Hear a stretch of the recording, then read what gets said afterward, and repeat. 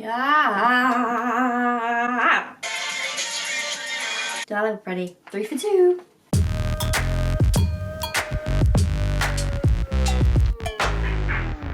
Hello everybody, welcome back to another review video on my channel. So in this week's video I thought I would test out some of the new products that have come out in the drugstore recently. Went to Boots last night and absolutely battered it. Yeah baby. Got a small selection of items to try today because there's quite a few of them. I am going to do them in the order I'd normally do my makeup. As well, if there's something that you've seen in the thumbnail that you want to see in particular, timestamps will be left in the description next to the product name, just in case if you want to skip to that in particular, you want to see that specific item be tested. I mean, personally, I would recommend that you watch the whole thing just to get a real feel for what we're doing here today. I don't know who I thought I was kidding with that. I don't think I even tricked myself into watching the whole thing. But yeah, that is what we're going to be doing in this video today. Before we get started, if you haven't already, subscribe to this channel for more videos like this, as well as turn your notifications on to be told when I post. Also follow me on my socials if you're interested, Instagram, Twitter and a TikTok. So jumping into my little bag of treats, I've got my receipt here to prove that I did actually buy all this stuff with my own dollar bill. First up is something I was mega excited about, which to be honest inspired this video and then I just got carried away. I feel like I have spoken about this product on my channel before, but I don't think I ever actually did a review. I don't think I did, no. This is the Maybelline SuperStay Activewear Foundation. I've bought so many repeats of this, and even when they didn't have my shade, I bought different shades to mix and match just so I could still keep wearing it. Great for oily skin. Mine is terrible, especially in like my T-zone areas. This stays on all day. It's a really good coverage as well. It's full coverage, but it isn't feeling like it's full coverage. Not cakey at all. Very lightweight on the skin. Doesn't transfer. Super affordable. Great range of shades. Just like all in all, chef's kiss. Love this foundation. It is comparable to when I was obsessed with the MAC Studio Fix foundation. That literally ruled my teens, but this is ruling my 20s. So when I saw they brought out concealer, my little heart went pitter patter, because I was that excited to try it out. I'm just like, if it's as good as the foundation, I don't think I'll ever buy anything else again. So this is the Activewear Concealer. As you can see, very similar to the SuperStay foundation packaging. You can see that they are part of the same range slash family. For the sake of this video, I did treat myself and buy myself another bottle of this foundation because, to be honest, I was running super low and it kind of gave me a bit of a twitchy bum. So before we test out the concealer, I need to apply the foundation. So very TikTok-esque transition. We're going to go in and do that quickly now. I look crazy now, just like the surface of the moon.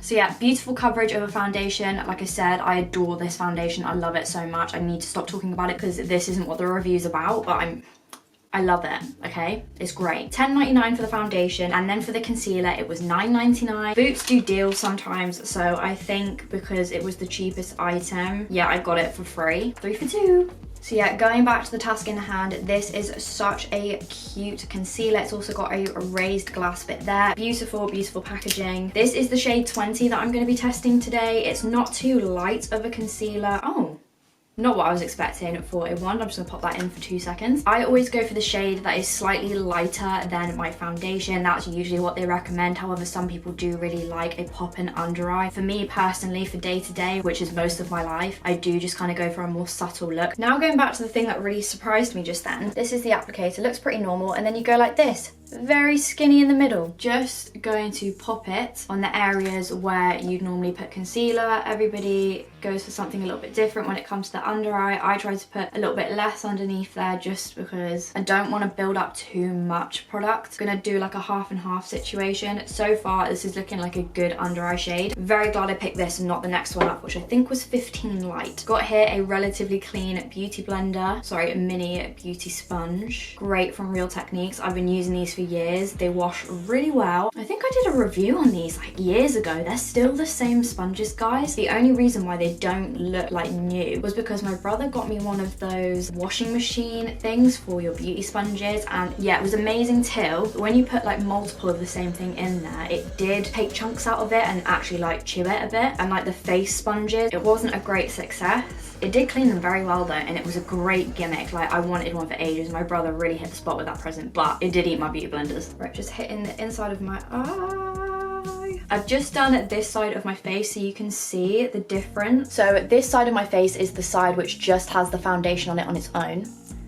And then this is the side that has the concealer. It has very gently highlighted these points of my face. It's covered my under eye bags really well. They weren't terrible before, but they just needed a bit of bringing to life. Cut really nicely under my cheekbone, on the chin, right? You can literally see here the difference it's made. Before, after.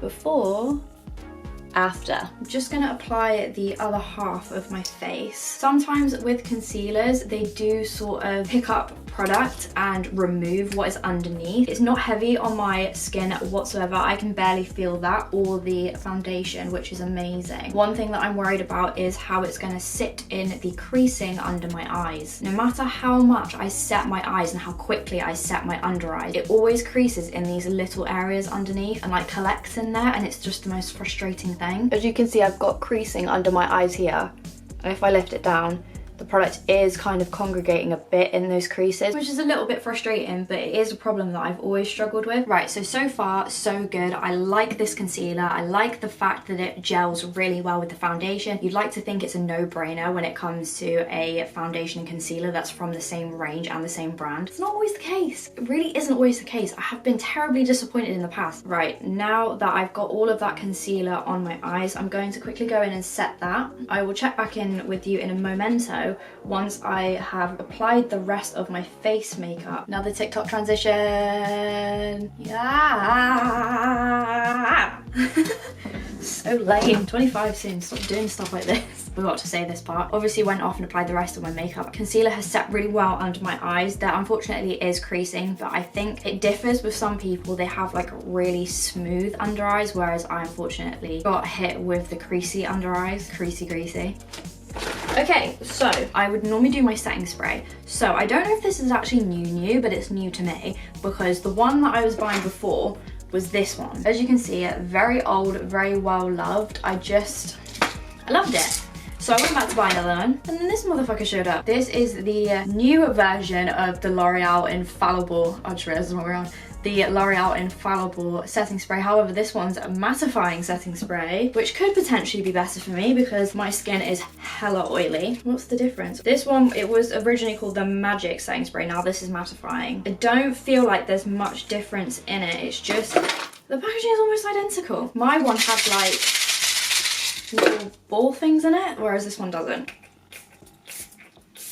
Don't know why I'm wafting it away from my face when I'm just about to spray it on my face.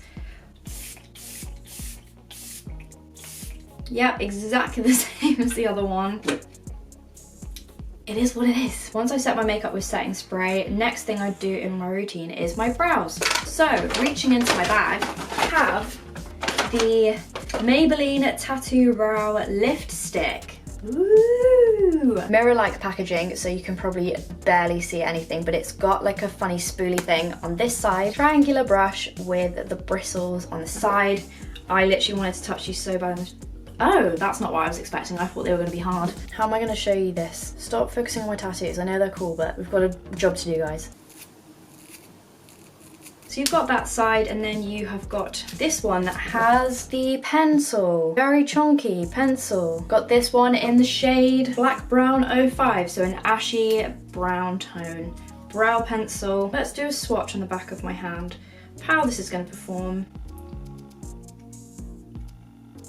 This is what it looks like swatched on the back of my hand. It's like a medium pigmentation, I'd say. God, it's waxy. I'm gonna jump on Google right now and just see what it is I'm actually supposed to do with this because I don't want to mess it up. All day wear, 2 easy steps. Okay, I think I understand the assignment with this one. This retail for $9.99. There are 6 different shades. So step 1 is you need to lift the brow into place using the brush. Okay, I was not gonna do it that way. And step number 2 is tint and sculpt your brow hairs with the wax stick. So it's lucky I checked that. Otherwise, I would have done that in completely the wrong order. So as usual, I'm gonna do one brow so you can compare it to the other brow. Brushing it up with this funny sculpting brush. I do really need to get my brows done at some point soon. So now just tinting and waxing the brow. Very weird consistency for the formula. I can feel the way it's like not gliding through my brows, but this is a lot easier than I thought it was going to be. It is buildable because as I keep just going over them, they are starting to get very gently darker. I'm adding more product towards the tail of my brow because naturally your brows are darker towards the end and then sort of more sparse towards the front. I think I just want to do a little brush just to set all my brows into the place that I want them to be. So this brow is the brow without the brow tint sculpt product wax in it, and then this is the one with. So aside from the fact that one of them looks flat on the top over here and looks ashier because obviously there is like foundation and stuff in it, it's a very natural look. It does lift the brow because this eye looks a bit like more shut than this one. It doesn't look too shiny of a finish either, which is nice. Very easy to do, like I literally did that in like a matter of moments. Like it. Just gonna pull you in a bit so that I can do the other brow. That was I was trying to brush it with the wrong side. So brushing the brow into the place where you want it to go. That isn't that difficult for me because I'm just on the end of, like I said, a brow lamination. So they still kind of just when I want them to. That is just sort of a very light amount of product on there. You can see how much darker and fuller this brow is. You can tailor this to be as full and as thick and as bold as you want it to be, but also at the same time, it still looks natural, but you can kind of customize it to the way that you want it to be. And for me, I want my brows to be a bit darker. I must have added a lot of product on there because they still ain't looking the same. This brow needs to be more lifted than this brow, for sure. It's easy as well just to kind of like, if you make a mistake, just smudge it away. It's not removing a lot of the makeup underneath. I just think it kind of sits on top of your makeup rather than disturbing it and meshing in with it. Did I look pretty? Pretty happy with that. I like that a lot. $9.99 as well. Last but not least, we have got the thing that stormed TikTok, and I've been wanting to try it for so bloody long, but it's been out of stock everywhere. This is the NYX Jumbo Eye Pencil. And my boys, we may not be able to get into this one.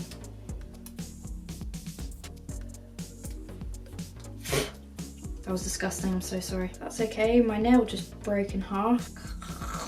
So the packaging is still half on it, but I can get into this part, which is the most important bit. Did lose a couple of nails in the interim. This one is literally snapped in half and that one's bent into 4 pieces, so RIP nails. Right, ladies and gentlemen, girls, boys, dogs and cats. This is something that I've been seeing everywhere and I'm not sure how it works, but as you can see, I'm just going in. So this jumbo crayon stick, if you haven't seen it before, is like a cream pencil. It says eye pencil, so you can use it, I guess, for multiple purposes. A lot of people on TikTok have been using this to highlight areas of their face. So I've literally just brushed some of it onto my finger as it is cream. Pat on, because I'm a bit worried that it's gonna disturb the product underneath, if that makes sense, because it is cream going on to powder that has already been set. So I don't know if I've done this in the wrong order, but I feel like if I did the cream and then powdered on top, it would take away from what it is. Okay, if I just do a couple of bibbidi dab dabs, right, some of my foundation's come off on that, so tap, tap, tap, okay.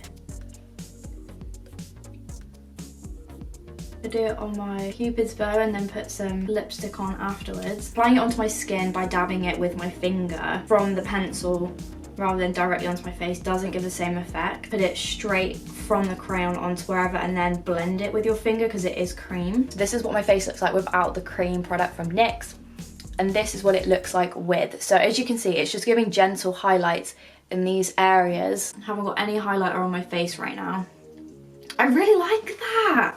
Some people are super like for it, some people are really against it. I'm kind of liking it. You've just got to build it rather than like go in too hard, too quick. For £6, which is what this retailed for in Boots, I feel like it's subtle, but it's a great addition. So that's the borders of my lips done. Now for the lipstick. Okay, ladies and gents, this is the finished look. All products are on my skin. I like them a lot. Oh, all I can smell is this MAC lipstick and I love it. This is the shade Chili, by the way. It's one of my faves, but I just never get to wear it because I'm too much of an eater. So yes, that was testing out all of these lovely products. As I've said before, links will be in the description to everything I've tested out for you today. If you enjoyed this video, please make sure you give it a big thumbs up so I know. It really does help me out a lot. If you haven't already, you know the drill. Make sure to follow me on my Instagram, Twitter, and my TikTok to keep up to date with everything I'm doing. Always post on there updates when I'm going to be uploading. As well, if you haven't already, for whatever reason, make sure you subscribe to this channel so you don't miss out on anything new. Yes, that is it for this week's video. Thank you so much for watching, and I will see you next week for another one. Bye guys.